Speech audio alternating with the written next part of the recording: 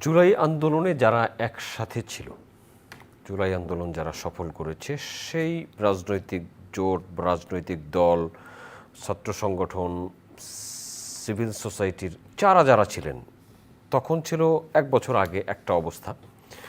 এখন এসে মনে হচ্ছে যে নির্বাচনে যাওয়া, নির্বাচনে যেতে যেতে নিজের দলকে বেশি সিট দেওয়া এবং শক্তিশালীভাবে সংসদে যাওয়া, প্রতিনিধিত্ব করা, এই চেষ্টার অংশবিশেষে কি এই ধরনের প্রচারণা বা অপপ্রচারণা? সেটা একটা কারণ অবশ্যই হতে পারে। এর সাথে সাথে আমি আরেকটা জিনিস যোগ করি যে এক বছর আগে যে ঐক্য আমাদের স্বৈরাচার বিতরণে আমাদেরকে সহায়তা করেছে, সম্মিলিত চেষ্টায় বাংলাদেশের প্রত্যেকটা মানুষ স্বৈরাচারের বিতরণে তাকে অংশগ্রহণ করেছেন।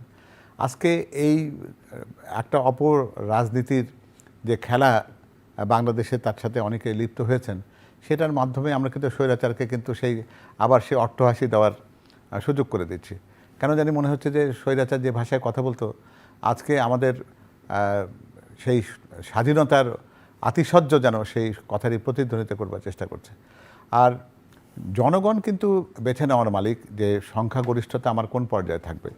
সেখানে কোনো অশ্লীলতা বা কোনো অপশক্তির ব্যবহার করা কিংবা স্বাভাবিক পথে না গিয়ে বিকল্প পথে বা বাঁকা পথে গিয়ে সেই জনপ্রিয়তা কৃত্রিমভাবে তৈরি করা এবং জনগণকে বিভ্রান্ত করার চেষ্টা, এটা দিন শেষে কি কোনো ভালো ফলাফল নিয়ে আসবে?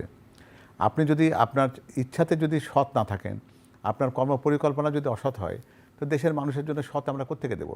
আমরা তো অনেক প্রতিজ্ঞা করছি যে আগামী বাংলাদেশে আমি বাক স্বাধীনতা দেবো। তা বাক স্বাধীনতার মানে তো এইরকম যদি বাক স্বাধীনতা হয়, তাহলে বাক স্বাধীনতার কিন্তু ভিন্ন অর্থ দাঁড়িয়ে যাচ্ছে।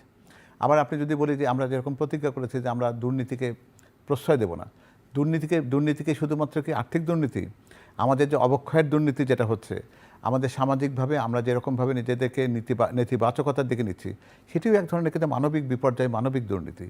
আমরা যখন বলছি যে আমরা আমাদের যে সমস্ত রাষ্ট্রীয় প্রতিষ্ঠান সেগুলোকে সুসংহত করতে চাই, আমরা আমাদের মূল্যবোধকে পুনঃপ্রতিষ্ঠিত করতে চাই, এটা যদি সত্যিকার অর্থে আমাদের জুলাই অভ্যুত্থানের চেতনা হয়ে থাকে বা আমাদের প্রাপ্তির জায়গা হয়ে থাকে, তাহলে আমাদের কিন্তু এইগুলো জিনিসটা ভাবা দরকার আছে। নিছক সংসদে আসন বৃদ্ধি করার একটা অপচেষ্টার একটা অংশ হিসাবে আমার মনে হয় না যে এই ধরনের অন্যায় কোনো জিনিসের প্রতি খুব একটা বেশি সংশ্লিষ্ট হওয়াটা যুক্তিযুক্ত হবে না।